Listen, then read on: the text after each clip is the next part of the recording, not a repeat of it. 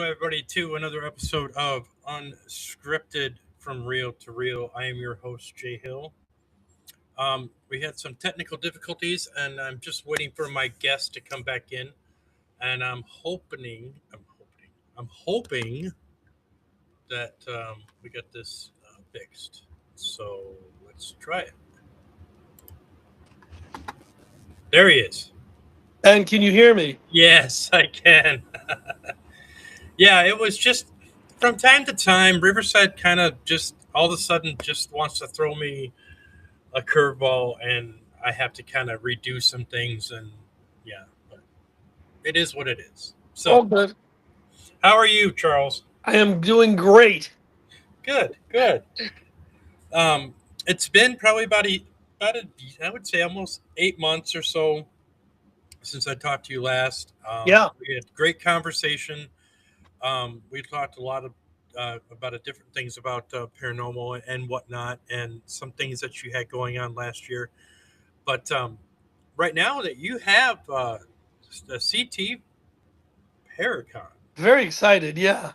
We do it once a year and it's coming up on July 11th in a town called North Haven, Connecticut. We've been doing it in okay, Connecticut 6 years and it's the first time in a hotel venue. So we're very excited about that. right, right. Now is this like going to be a huge thing, or is this something that's medium sized, or is it going to be? Well, I go into every event hoping it's going to be huge sized. Uh, Yeah, in our brain, we actually scale down the number of guests and the number of vendors that we've had in the past. You know, when you have 50 vendors, you want to make sure they're all making money. You want to mhm, make sure all the psychics are busy and reading from the morning till night.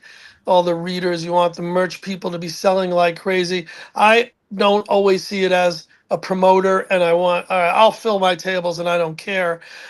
I know most of the vendors, they're friends, and I want them to, be successful, and I right. want them to come back year after year. Most do. Hmm. Um, so I think that it's going to be medium. I don't think it's going to be the biggest event we've ever done, but it certainly won't be the smallest. I mean, our guests, as far as quality and as far as name factors are up there. So we're really that makes us very excited about the show. It all depends on the day of. We promote and promote and promote, and you pray and pray and pray, and then it pours, and people just we'll wait till next year. or Right, or or you have right, or you have a beautiful day and it's right, over to the beach. I go, come on, people, this is the spooky stuff we love. This is more right, important. You go to the beach right, any day. right. So we don't know, but we're hoping for a great turnout. That's why we're doing, that's why you and I are talking to get the word out. Yeah, right. I mean, and it's just, and I've always been able to kind of like help people kind of you know showcase some things and the events and stuff like that. I'd love to help promote people Yeah, in that sense, and I've always enjoyed doing that for people, just because sure. I want them to be successful, and I want their paracons or whatever the event that they're showcasing is to be successful. Yeah. So, and with you, I mean, with you, talking with you in the past, and you've got great stories, and you've had so many irons in the fire. Yes. Last year you had, what was it, the haunted trolley? Right. That's right. That's what we talked about. We do Yep. that. We do that every Halloween, and Yep. then that's grown into we do a Christmas version of it called Who Slayed Santa. Right. So that's become a perennial event to the point that we do it on a trolley, like you mentioned, Hmm. and we do that for 2 weeks every weekend. But I'm also doing theaters with it, larger venues, and bringing it to libraries. So the whole Who Slayed Santa is becoming a little, industry of its own, because it's just something on the sideline. But Right. I love Jay. I love doing it. It's I all know. in, it's all improv. And Okay. it's got that, it's got the genre because we're seeing maybe a possible slaying of Santa, and then we'll see if Mm, it's true or not. But it's me ad-libbing, it's talking to the crowd, it's working the people, and i'm just right. i'm just having a blast doing that. But that's not till December. And then the haunted trolley is every October, and we come up with different themes. We've Mhm. done murder mystery, we've done seances on board. We've done, last year was an alien invasion. Oh, This I year, remember that. that's Yeah. what it was, yeah. And this year Yeah. we're vacillating. We're going back and forth. Are we going to do Bigfoot, or Yeah. are we going to do an actual scenario where the people are part of a film that's being made, and the starlet has been killed, and to find out who's doing it, we do the normal thing, but then everyone gets a video of it when they go home. Oh, So that's a whole new concept we're working on. Like I said, so many things are in the pipeline, so many things in the fire, and it's hard for me to go ahead. I've got a Connecticut Witch and Culture Festival happening August 8th and 9th. Myself right. and my partner Thomas Patrick are producing. Mhm. We do all these events together, and the dilemma is, how do I promote that when I've got July 11th Paracon ahead of it? I want to wait till literally the day after and then go hog wild with that. Right. After the Witch Festival, we've got what we call the Connecticut Summer Psychic Fair Fest in a place called Portland, Connecticut, at Concentric Brewery. And that's a month, into that month. So each thing, promotes the next thing, but sometimes I'm reluctant to promote too far ahead because I want people to focus on what's coming up immediately. It's a dilemma. It's a dilemma of a producer and a promoter. When you're Live Nation and you've got 500 concerts, you put them all out. It makes sense because whoever loves Rod Stewart will go to Rod Stewart. Whoever loves, DJ Khaled will go that way. With this, it's Right. very different. I'm targeting to a set audience. The set audience is, Connecticut, New England, maybe New York, and I can't bomb them with 10 shows Mhm. because it might be, or we'll wait till November and go to the Salem Paracon. No, I want you to go to the Connecticut one. It's July 11th, so really, it's when one is done, then the next. One is done, then the next. It's a crazy way Right. to Right. it's a crazy way to promote and produce, but it's kind of the way we have to do it. Right. So let me ask you, talking about the paracons and even just the paranormal in general, Yes. um, have you noticed a change in the field, the paranormal field, as in like a decrease in numbers of people that are into it now, or is it as it? Do you think it's getting bigger? Do you think it's kind of even? It's interesting. I think it's very much, for the people who drop off for whatever reasons of lack of interest, there's that many who come on. Okay. People, something else might come up in their life. If a family member might be ill, they've gotten a new job, they've moved. There's reasons why there's drop offs in certain Mhm. demographics or in Right. certain scenarios, but it's a balance. I really think that Right. as many as I get, like, oh my god, is this the first one ever? And I go, no, this is the sixth one. The sixth one. Oh, how come you don't advertise on Facebook? I never heard of it. We put so much money in Facebook, and Right. so much posting, and so much sharing. It shocks me that more people don't just know about it, and the ones that Right. do, yeah, I'm afraid what I always fear is the ones that do might say, I'll skip this one and go to the following one. Well, you never know what vendor is going to have that special item at this one that they won't have at the next one. We've got two this year. We've got two horror guests. Last year, Jay, we brought in Butch Patrick, Eddie Munster, Right. and Right. Right. he was such a great guest, and he's such a dear friend. And Yeah. this year, we thought, all right, we're going to go a little more hardcore, and we got Ari Lehrer, who was the original Jason. I mean, the Yep. first Jason Voorhees. Uh-huh. And we got James Stokes, who's a recent Jason. And our thinking is, well, yeah, okay, the paranormal community knows the show. The paranormal community hopefully will come and support it and have a great time. How do we bring in the fringe? How do we bring in the people who don't, want to come to every paranormal investigation and want to hear every panel? And we have to do that with more mainstream if there's such a thing, horror guests, and Right. by bringing in first Jason and doing that, yeah, that's the way to try to expand it a little more. Last year the theme was paranormal and true crimes. Hmm. So every year there's something going to be a little different, a little more interesting, and hopefully a little better. The other thing that's different about this year is the convention, goes from noon to 5 or 6, and then the VIP can get in early. The early birds at 11 a.m.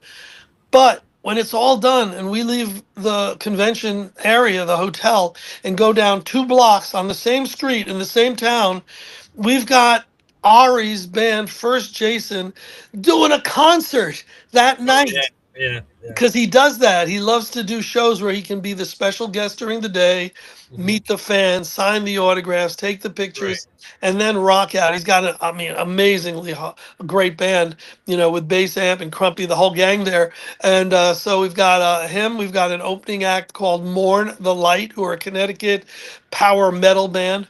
Hmm.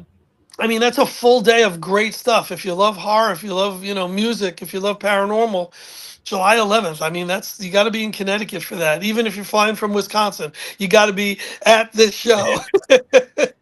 Right, right, right. I think that that's having that changing the venues and different concepts. I think are a good idea. Instead of when the Paracons first kind of started, that's just what they were about. It was just the paranormal.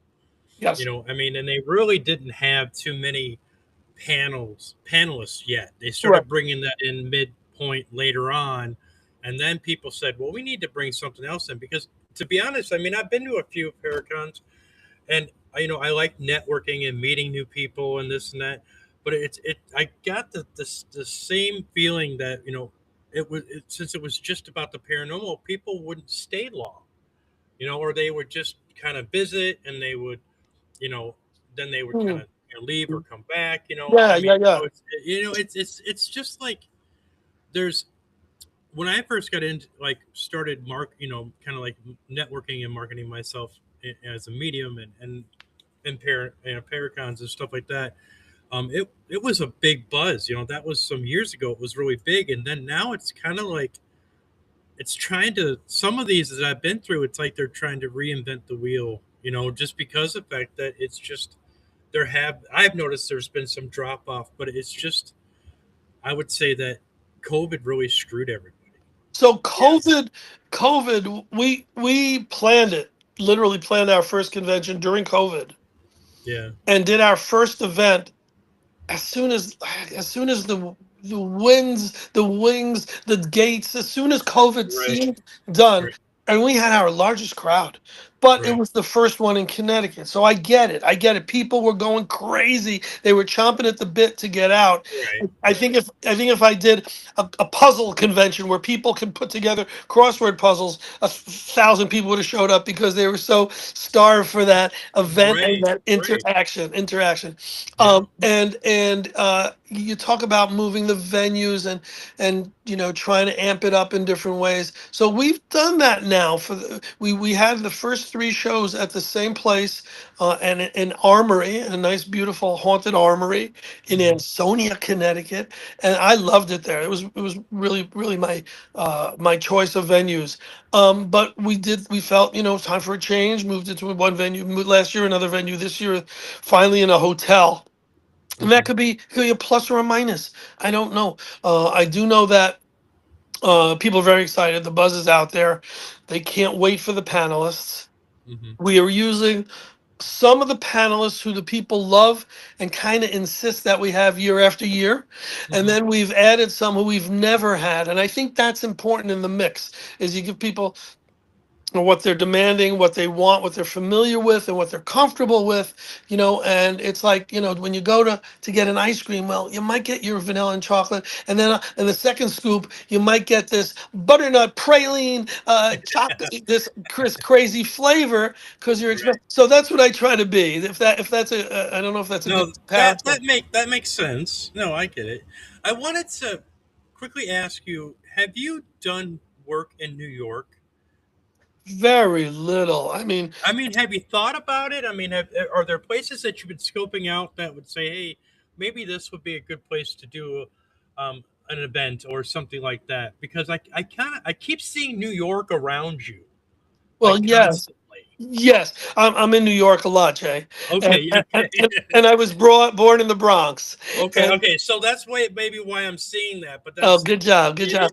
But I'm just wondering, is there someplace, maybe someplace in the Bronx that would work? Well, if you're talking about horror, there's nothing scarier than going back to where I was born in the Bronx. I remember taking my kids there about 8 years ago, and they wouldn't get out of the car. They said, "Dad, we see it. Go, drive, drive."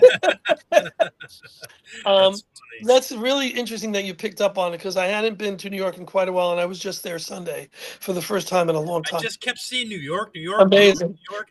I'm like, dude, okay. So that's why I was asking if there was an event or something that would draw you back to New York, or I mean, or So something like that. So we were considering for the longest time, after the success of the Connecticut Paracon, moving to Salem and doing the Salem Paranormal and Horror Convention. We always wanted to do what we were going to call the Amityville Horror Hmm. and Paracon in Long Island. Okay. It never came together. That was that was one of the places we were going to expand to if we had expanded. Much of what we do, as you know, is the shaman and the showman. My partner Thomas, who I mentioned earlier, him and I do paranormal investigations, Hmm. and we try to do it in Connecticut more than anywhere else because we've got a base here. Right. If I put out that we're going to a place, 10, 20, 30 people will sign up and will do that investigation with a core of people, most of whom have been with us before. Some are new, but they love the idea that we're finally going to another location. So Hmm. there are so many places that we haven't hit in New England, between Connecticut and Rhode Island, Massachusetts, nearby, that it's going to be a while before we attack New York as far as investigations and all that. And the other thing is, in Connecticut, I think we're bigger fishes in a smaller sea. Hmm. Where if we move to New York, we're smaller fishes in a big sea, where Right. where Right. that's already well represented. That's my instinct, but never say never. I do libraries all the time, Jay, Right. to Right. promote my first book, True Ghost Stories of Connecticut, Nice. and the new one, which isn't even out yet, and I have an advanced Yeah, copy. I love that cover. That's pretty sweet. Thank you. We're kind of using a Spooky Girl here for the Yeah. cover of Paracon. She's our Paracon mascot, and we've Right. got T-shirts with that, and this book, which is True Ghost Stories of Connecticut and New England. And I do a lot of libraries, Right. and so when I thought, well, I'm hitting every Connecticut library, I'm doing some in Massachusetts. Where do I want to go? New York, and I did go over the border a little, and I did a place called Yorktown Heights, and the place that made so much sense is Sleepy Hollow. You Of know, course. I go to thematic places, Yeah. and with the library there. So yeah, and we're touching on it. We're touching on it. I'm not ready to jump in, and do a complete dive off the board yet, but Right. eventually. Right. And I just get, like I said, with the whole New York thing, I think that there's something. I kind of like, I don't know why, but I'm still getting these things from New York. But did you do acting?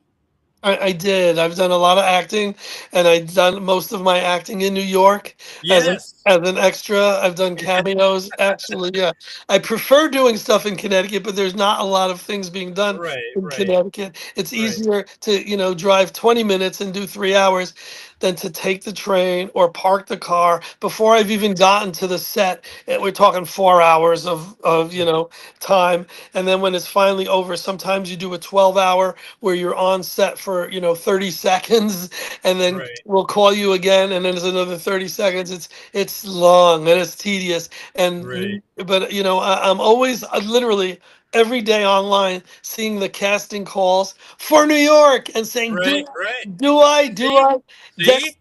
just this morning. Yeah. You're See. good. You're good. Just this morning, I was tempted to submit myself to the Dexter Resurrection show because they Okay. were looking for extras in a few scenes. And I said, maybe Hey. when. Hey. Yeah, there's a reason why I bring this up. Okay. Yes, Come on. Now, I mean, you did theater too, didn't you? I only once. I consider everything I do theater actually, Right. Right. but Right. but proper. theater. I've only done once, and it was crazy because my daughter was a theater manager. She co-wrote a musical at a theater, which sold out, did phenomenal, and the author of the book, which it's based on, is represented in the play, in the musical, and he's on stage most of the show, and he couldn't make the last show, the actor who played him. Oh. And my daughter says, Dad, I think you know the show pretty well. And I said, gosh, I've done TV, I've done live stuff, I've done everything except live theater. Theater. I had never done it. And she goes, you'll be fine. You're the author. You can keep a book in front of you. So if you forget the lines, you can just look at it. That's all I had to hear. And I Yeah. did, and I did it, and it was a breeze. I mean, I Yeah. just give me an audience, Jay, and I'm Right. happy. Right. I'm I happy. know that's your makeup. I know it. Yes, yes, But I would seriously suggest you uh, looking back at that post and looking at that job in New York. That yes. even go back, do what you got to do. You never know; it could lead to something more. I love that. I will do that. Okay. Yes. I I will mean, pursue it. yeah, because usually when I talk to guests and this and that, I don't doesn't happen all the time, Yeah. but sometimes spirit comes to me and says, "Hey, you know what? This is you got to ask this guy this," and they'll show me pictures and show me all this stuff, and I'm like, and I think it's rude. I mean, I think it's rude because it's kind of like I'm not trying to read you, but I guess I am trying to read you, but I it I think just it would comes. I would think it'd be more rude if you got a feeling and didn't tell me. So I love it. No, Yeah, this is I welcome right, this. right. But let's talk a little bit more about some upcoming events after the Paracon, after Yeah. the Connecticut Paracon. Right. So in order of major events, because we do our investigations, every few months, we're doing the Paracon July 11th, and the website is www.paracon with two N's as in Connecticut. So www.paracon.org, not .com. And then a month later, literally a month later, August 8th and 9th, the Connecticut Witch and Culture Festival. As Salem is the witch city and everything. Right, right, They've embraced it, and it's wonderful. But right. Connecticut, hung witches before Yeah, Salem, years and years before Salem even got it in their minds that there were things as witches. They didn't hang witches. They hung women. It was the right, most right. horrific. And 3 years ago, Connecticut exonerated Oh, all the accused witches finally by right, proclamation. And so that's when we decided to put on this festival to celebrate, the exoneration. And it's really a very interesting balance because it's a cross between the respect and remembrance of the ones who were, unjustly treated, and it's a tribute right, to the current Wiccans and witches and the ones who celebrate right, right, nowadays. So it's right, a good mix of that. The right, vendors are everything from broom makers to clothing to right, readers. It's a real right, great mix. So we've done that for a few years as a street festival in historic Hartford, Connecticut on Pratt Street. This year, we finally, after fighting and fighting, got permission to present it at the Old State House, which you're getting a okay, vibe from already. That's yeah, that's where the hangings were held in Hartford. right, So right, we're right, actually going to be on the site of the hangings, and we're going the opposite way. We're not in any way celebrating that. We're right, celebrating the exoneration. We have people from the actual committee coming this year. We have guest speakers that are amazing. And that's if people want to see the website, it's www.ct, short for Connecticut, ctwitchfest.com. And it's a free admission show. It's two right, days, just like there might be a Puerto Rican festival, or there might be a food festival. mhm, I love the idea of there being a witch festival in the state capital city, and we expect thousands of people there, and hope it's as great a show as we're planning. Because one day of the Saturday, it's all special guests and panels and discussions and very serious. The next day, it's a session on making brooms for witch brooms and hex dancers, the witch Right. dancers, and Right. belly dancers. So it's 2 days of different activities, all free. People can just walk off the street and be Is that part the of it. first one? Is that the first one, or is it like? It's the first one themed this way, but it's our third CT Witch Fest. Now Yes. let me ask you really quick. I mean, do you get protesters at all?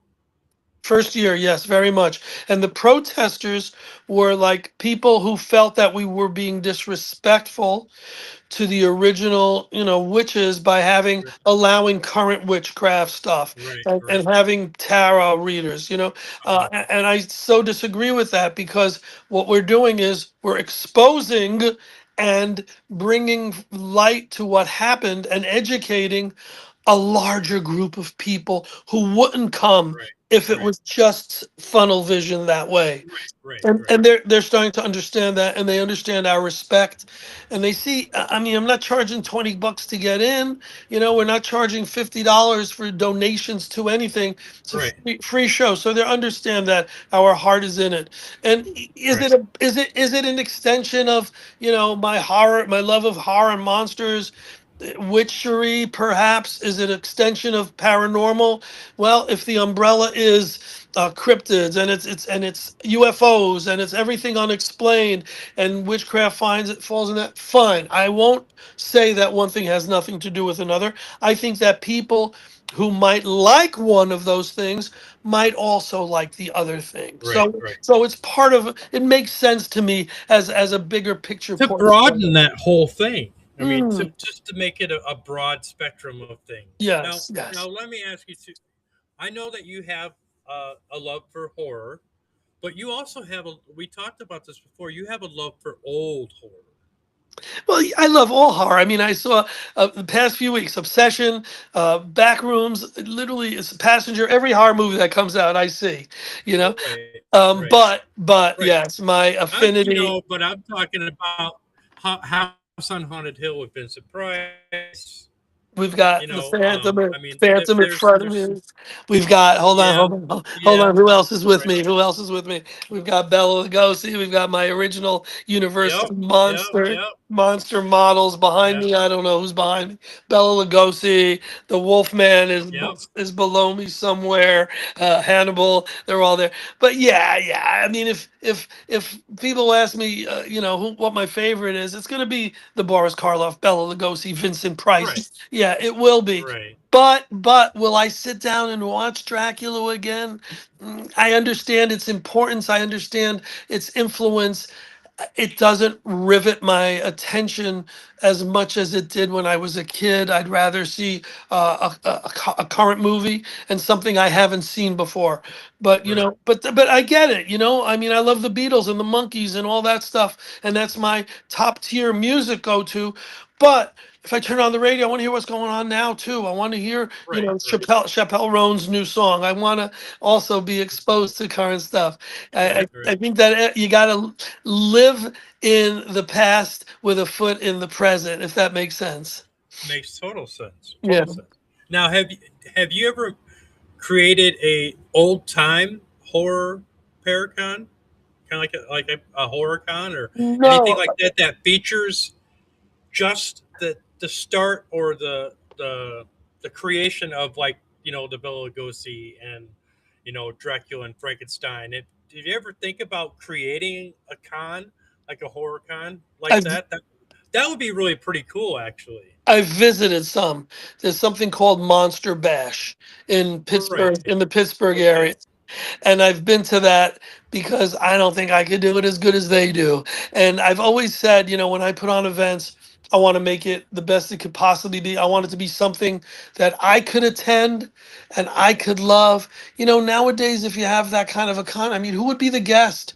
Bela Lugosi's granddaughter, maybe Vincent Price's Right. daughter, Right. Right. Sarah Karloff, Boris's, daughter. They've all been to every con there is, and they're wonderful, beautiful Right. people Right. who've kept that alive. But I don't think I could put on as great a show as that as I do the other things. And I have too much on my plate. Don't give me that too. I did that last time. You I did. got you to think about some things. You always do. I'll say no, and then I'll leave here, and I'll have a Yeah, dream. I'll have a right, dream right. about a convention where we're having people, and they're walking in as Frankenstein and the Mummy, and Yeah. I'm like, Oh man. oh, subliminally, Jay gets credit for this. Right. When you're talking about Bela Lugosi and Vincent Price and all that, have you ever visited their gravestones or their grave sites? I don't think I have. I'm not a big, I know I have a few friends who literally that's their website, is visiting celebrity tombstones. And I have another friend who would Right, right, take pictures, like he would go to whether it was Mary Tyler Moore or you just want to take pictures with it. I think the only what websites have I mean, what tombstones have I been to that were stand out? Elvis and the Warrens, not many others. Yeah, right. I'm not a big cemetery guy unless it's for a paranormal investigation. I figure Right. I want to stay out of it for as long as I can. I've done a good job for a few decades staying out of a cemetery. I don't want to be in there for a long time. So Yeah. I'm not that big of a tombstone guy. Have you been to? I have I have not that I know of. I mean, I've been through a couple different cemeteries that house, I guess keeps certain people that are of good repute. But It's fun. It's funny you mention it, and this must be your freaking radar going off again. yeah, So the end of July, I'm bringing a group of people on a ghost tour to England. okay, Part of what I do is I do the Dracula tour to Transylvania yep, yep, every October. And this year we decided to do a ghost tour to England, and we're going to Whitby Abbey, where Bram Stoker wrote much of Dracula. We're going to do Jack the Ripper, the London Dungeon, all that stuff. But I got to tell you something. We're going to Highgate Cemetery, which is where the some of Dracula's thing was written in, if I'm not mistaken, where there was supposedly a vampire killing people in the 70s, where right, so many historical figures are buried. And so if you were getting that kind of a thing from me, that's where I'm going to be in about a month yeah. from now. I kept seeing cemeteries, and that's why I was kind of wondering about the horror aspect of it, and then coming into vampires. You're I mean, I you're was just blowing my mind. You're blowing my mind. I literally this weekend went online to Highgate to see if there's an admission charge, and tomorrow it's on my list of things to do. I'm booking my group so we have a set time to go into this cemetery. see when spirit kind of tells me, ask him about this or how about this or it's almost like I have a relative there that's coming through that basically is loves to hear your stories about what you're doing on this and that. So I don't know. I wouldn't have That's the only even thing I can think of. I wasn't even going to think of promoting, the tours. And for people who are listening or viewing, if they've never heard of this, I do a Dracula tour literally every year Yeah, since 1998. We go to Transylvania. It's www.dractours.com, right. and the ghost tour is toursofterror.com, and we're going to England literally in a few weeks. I wouldn't even thought to promote those. I wouldn't even gone in that direction today, See, and the see, cemetery was the kickoff for that. it was. Yeah, yeah. Um, so let me ask you real quick too. When we talked about cemeteries and we talked about the vampires and the trip to overseas, what is the cost for that? I think it's about 3 grand. Okay, It's pretty much your flight, your hotel, your accommodations, and the best possible tour guide you could ever have. right. And well, who do you go through with who do you partner with that for that event? So usually, like when we do Romania, we have a ground transportation people we partner with. I've been to England about 70 times. So I'm at the point where I don't really partner with a company that does that. I book the flights, I book the hotels. I have a friend, Bruce, who helps me with the hotels. But I'll tell you where I do partner is I bring in a tour guide. Hmm. And in this case, it's Richard Felix from Oh yeah, British yeah, television's Most yep, Haunted. yep. I know And, Felix. and Richard is a great guy. He's a sweetheart. Yep, he is. He gets it. He knows how to entertain, but he's so knowledgeable. And I gotta tell you, the new book, True Ghost Stories of Connecticut and New England. I gotta show you this. You're not gonna. It's all coming together. Forward by Richard Felix. So he wrote the so, forward to this book, that's funny because I wondered who you partnered with, and he's and that is it. All ties in, he you know. joins us for 4 of the 7 days that we're over. I pretty much take the people through London. First day we do a coach tour, and we go to all the panoramic historical sites that I figure people have to go if they're going to be in England maybe once in their life. So we do Buckingham Palace, and we do Westminster Abbey, Big Ben. All the regular historic sites in London. And then at night, yeah, I'm taking them to Jack the Ripper, and I'm doing all the stuff we need to do. And then the Right, next day, jump on the tube, and it's nonstop. London Dungeon, the Tower, right. site after site after site. We're gonna try to grab lunch at the I think it's called Lost Souls, vampire themed pizza restaurant in London. And then Wow. and then Richard joins us the next few days, and we go to Whitby, and we go to York, and we go to just all over these Borley Rectory. If you ever look online, you go, "What are Britain's most haunted places?" We go there. Right, right, right. So what? Let me ask you this because I'm getting a lot of this too. Is what is your tie to Jack the Ripper? He was my dad. You didn't know this? Yeah. I mean, there was something about with you and Jack the Ripper. I mean, is it did you do a book on him or did you? I don't know if you're scary. Yeah, something is going on tonight like never before with us. So my Jack the Ripper tour, the guy who hosts it just had a heart attack, and he's not hosting it, and I have to spend the next few days finding a different host. Oh, yeah. Okay. I'm sorry to hear that, but wow. You, my friend, cuts right to the chase. Yeah, You cut right to it. I was just like, I kept seeing Jack the Ripper, and I'm like, what is this tie with you and Jack the Ripper? Yeah. And now it's just like, okay, Yes, so it wasn't Jack the Ripper proper. It was the host, this elderly gentleman who's taken us in the past, and is such a sweetheart. And he's got one of these microphones he puts around him with a little speaker, yeah, and yeah, he's like the first one in the world to have it. He's so proud, even though all you hear is. yeah.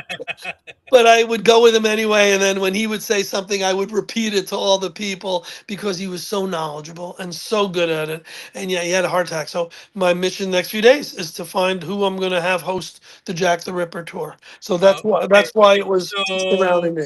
So you have somebody in mind? Yeah, there's 3 or 4 Okay, more. so wait, before you say that, because is it a female by chance? No, but I have a female doing one of our other tours. Okay, she's really really good. Yes, she's amazing. You're right. She's probably the She's best to host. like wow, like super good.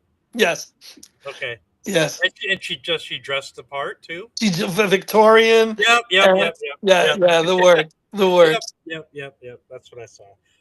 Okay, I was just wondering. But that person around you, that female, that she is really good with you. I mean, she's really. Um, Yes, you she's were like the blessed to find her. she's like the female version of me. She's Yeah, yeah, yeah. funny.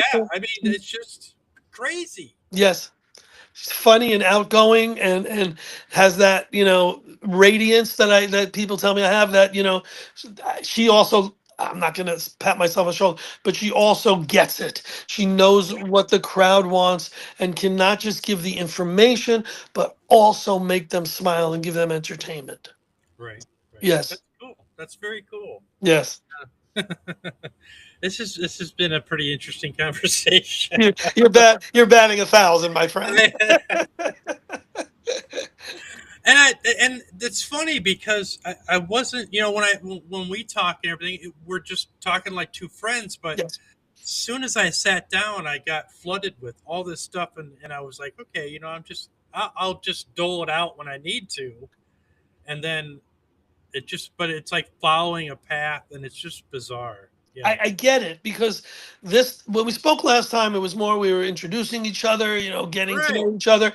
It was more loosey goosey. Here I am, very focused right now. I'm focused on a Yeah. convention, on a tour, Yeah. and these things are just like as I'm doing a podcast or as I'm doing answering emails. These things are like nagging to me. I gotta also do these. These are also, getting Right. this new Jack the Ripper, getting Right. the host done. These are things that are literally powing at me. So I can, yeah, wow. And Is that, I guess I'm just reminding you that these are the things that you need to work on. thank you. Thank you. Thank you, psychic secretary. Yeah, right? Exactly. Oh my gosh. It's just it's too funny. But let's talk a little bit about when we talked the last time. We were talking about the trolley. We were talking about the Halloween theme and this and that. Yeah. Is there something that you had that or that you are looking to maybe possibly change up in a big way, or something that you're just trying to maybe make a little bit of a change? Yeah, I'm not sure which direction we go. If we go with for Halloween, I definitely want to change up the theme from the aliens. It was very successful, but I think I've spoiled my attendees. If I want them to return, I can't stay with the same theme year after year. So if Right, I change it a right, little, the concept is cryptoid and it's in search of Sasquatch. We actually have already tentatively an amazing Bigfoot actor. It's what the plot is basically there's this bumbling detective who's been summoned to Connecticut because there's been all these Bigfoot sightings around the trolley, but he disputes it. He says there's no such thing as Bigfoot. This is all myth. This is all fiction. This is all fantasy. And when he says that, he drops his glasses. And when he picks up he can't find his glasses. The Bigfoot runs by, and everyone's telling him it's there. Look, there, he's running by, and he goes, "Ooh!" Picks up his glasses. Where? And he's gone by then. So it's right, a little bit of comedy, a little bit of shtick, and then right, he has to decide who on the crowd is connected with Bigfoot somehow. So it's a murder mystery. It's a mystery in a way, not a murder mystery. So that's similar to the alien thing. On board last year, we had to figure out who the alien was on board. In this case, it's who's connected to the Bigfoot. That's a minor change. If I do the major change, it's going to be a whole. It's the murder on the Trolley Express, where it's a whole film being enacted, and it turns out that the starlet was offed by somebody. We have to find out who offed right, her, who killed her, right, and we right, bring out the suspects and everything else. But it's all being filmed as we're doing it. So it's a film within a film. And then when the people get home, they're going to be emailed what happened on board. And the twist is yeah. the who was called the killer on board may not be who the killer actually was, and they'll find that out when they get home. So that's big concept. I That's think that's something. a great idea, by the way. I think Yeah. that would be really successful. We have to pull it off with professional cameramen, with actors Yeah. who are really on point. We have to get maybe waivers from people. I'm not sure. So that might be a New York event. That might be too big for Yeah. Connecticut. Right, right. Um, so when we were talking about New York earlier, um, New York's history, especially like in the Bronx and with the mobsters and all that stuff, the history of that is really thick. Now, have you ever heard of any paranormal stories coming out of the Bronx or anything Well, close to that? there's a paranormal organization in Bronxville, and it's supposedly very very high caliber, and they do a lot of great stuff. I do not know of any Bronx proper. No, it's really funny because along with the casting call notices I get. My real life, believe it or not, I'm a DJ. I entertain at weddings, Hmm. bar mitzvahs, school dances, you name it. Tonight, before I came on, I did a beautiful. I did a musical bingo for a senior citizen home, and Nice. and they loved it, and I feel so good about it. You know what I mean? Right. Right. And you know, if I'm making nice money doing a wedding, I do these because I love doing it, and it brings them such joy. And Right. I hug all the folks at the end in their wheelchairs. It really makes me feel very good. So, along with the casting calls I get for acting, I get notices for DJing. And you know, it's really funny because if there's a DJ wanted in such and such Connecticut, I'll look, oh, wedding, oh, this date, maybe I have it open, I'll contact them. And you pay for the leads kind of thing. Right. Um, I get so many things for the Bronx, and then I say, I got it. This is my hometown. And then I look down, it says R&B, rap, hip hop, reggaeton. I'm like, wait, I can't do this one.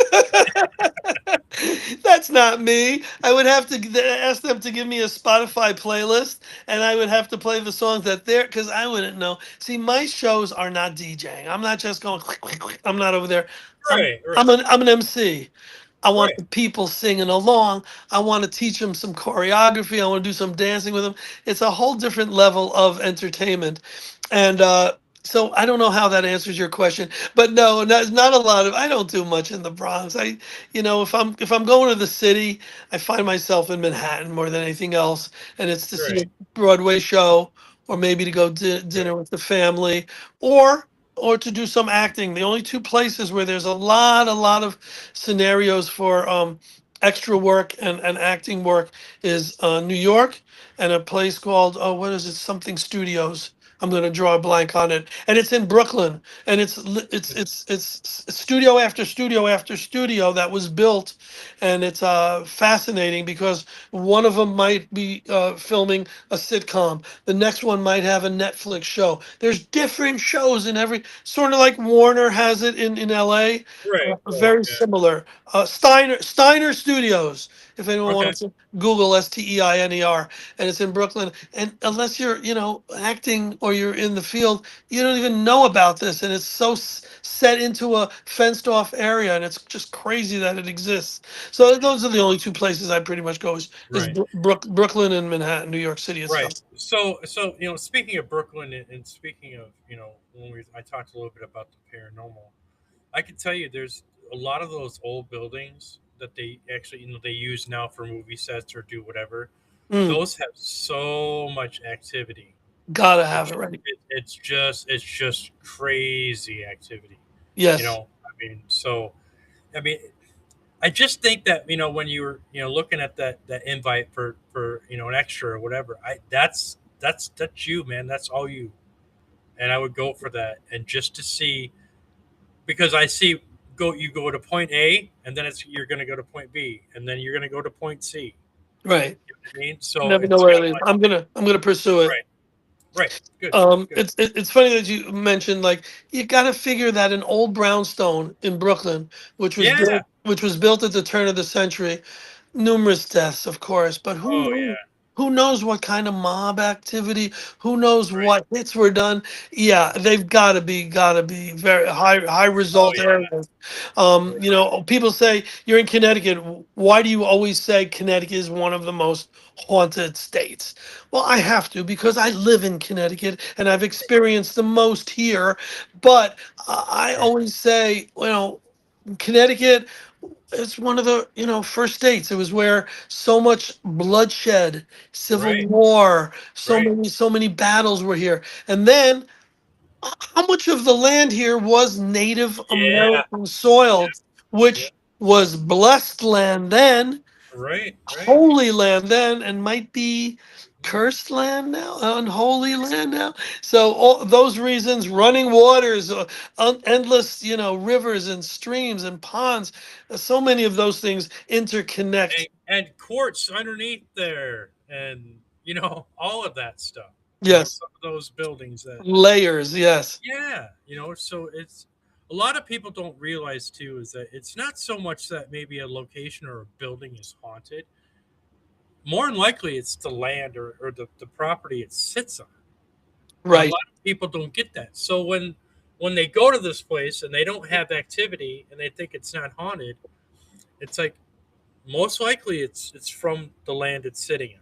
And Mhm. as we all know, that the frequency that goes in and out of the ground doesn't always match up with what's going on inside the building or on the property. And it may not impact that particular group who's gone there that day. There might be Yeah, a different level of, yep, and if you're doing a Friday night and a Saturday night, one night you might get through the roof, right, meter activity, and right, and it's gone from 0 to 100. You know what I mean? And it's like nonstop, voices coming through. And then the next day, nothing. There's never, it's the right. most unpredictable It thing. is. It is. I mean, yeah. If you're looking for any type of guarantee, you're in the Forget wrong it. business. Yeah. So Yeah, yeah. we've had, I keep deferring and mentioning, Thomas Patrick, the shaman and the shaman and the showman, and Mhm. we've had a lot of success. It's Yeah. if you consider having results and contacting energy and even be able to do some crossing over success, which I think is success. He's been masterful, and I'll do a shout out to him in case he's listening and watching and saying, Charles. I've had him on my one of my shows Oh, years ago. good, good, good. Because Yes. I was afraid. I'm like, he better not be saying, Charles, how come I'm not on there with you? No. Good. No. So Yeah, yeah. No, I'm friends with him. I know who he is, and I yeah. like all his stuff. So yeah, it was probably a couple of years ago. It was probably when I had Studio Six Paranormal podcast with Shane Peak, and yeah, that was a good show. Yeah. Well, maybe we'll get him on with his partner in life, Stacia, a phenomenal medium as well, and maybe Okay. the two of them can talk about either the Witch Fest or we Okay. can talk about Salem. So, yeah, hopefully he can come back with Stacia, Thomas and Stacia. Okay. That would be amazing. Yeah. So why don't we do this? Why don't I'm getting close to my time? So why Yes. don't you tell everybody what you told me in the beginning, where to find the Paracon, and the times, and kind of plug yourself. Saturday, July 11th in North Haven, Connecticut, at the Clarion Hotel, Clarion Inn Hotel. It's during the day is the Paranormal Convention, Connecticut's original paranormal convention, CT Paracon. The website is www.paracon, Paraconn for Connecticut.org, not .com. www.paracon.org. That's during the day. At night, our special guest who will be there at the convention during the day, putting on a concert, First Jason in concert, right up the street at a place called Volo Lounge. Beautiful, beautiful venue, restaurant, and all that. Opening act is Mourn the Light, and then First Jason, some headbanging rock and roll. Nice. We'll be, partying out, and it'll be Yeah. a full day of fun stuff. After that, August 8th and 9th, the Connecticut Witch and Culture Festival in Hartford, Connecticut at the Old State House. The website for that is www.ctwitchfest.com. Looking ahead, Salem Paranormal Convention in November, and that's www.salemparacon with one N .org. But I also want to do one other shout out. And it's to the two books that I have out that are in the field. One is the True Ghost Stories of Connecticut. The other one is the True Ghost Stories of Connecticut and New England. Very similar. The first one's about 30 chapters. The new one's a little thicker, 40 chapters. And you don't have to be from Connecticut or New England. I mean, I would, if there was a True Ghost Stories of Wisconsin, I would buy it. I love reading true ghost stories. It doesn't matter where they're from, as long as they're good stories. And that was the criteria, Jay. I said, yes, I would love it's from New England and Connecticut, but it has to be true. Don't embellish it. Don't make it Right. scarier. I want Right. true stories, and I'm just so proud of these volumes here. And if people want to get it online, Amazon. Go to Amazon. It's the cheapest and best place to find it. If you want more information, the website is www.paranormalconnecticut.com for the books. www.paranormalconnecticut.com, spelled out both words. But Amazon, if you put in my last name, Rosenay, Rosenay, you'll be able to literally find all of my 5 books that are in print. The horror book, the book on the Beatles, the book on the band The Turtles, So Happy Together, and the 2 paranormal books. And Jay, I got to thank you. Not only was this an opportunity for us to reconnect and talk about some of the things I'm promoting, but you did a deep dive into me, and no people do that often. So bravo, well done. Yeah, it happens. I used to do gallery readings, and I used to read people, and this and that, and I kind of got out of that. I do a lot of different things now, but it's still there. You know, I still have it. you know, but I'm glad that we could connect. I'm glad that we got to talk about everything. And yeah. So everybody, thank you for tuning in to tonight's show. This will be on YouTube as well as Facebook, and I want to thank Charles again for the being my guest. This has been awesome. Thank And you. I want to thank everybody for tuning in. So this is Unscripted.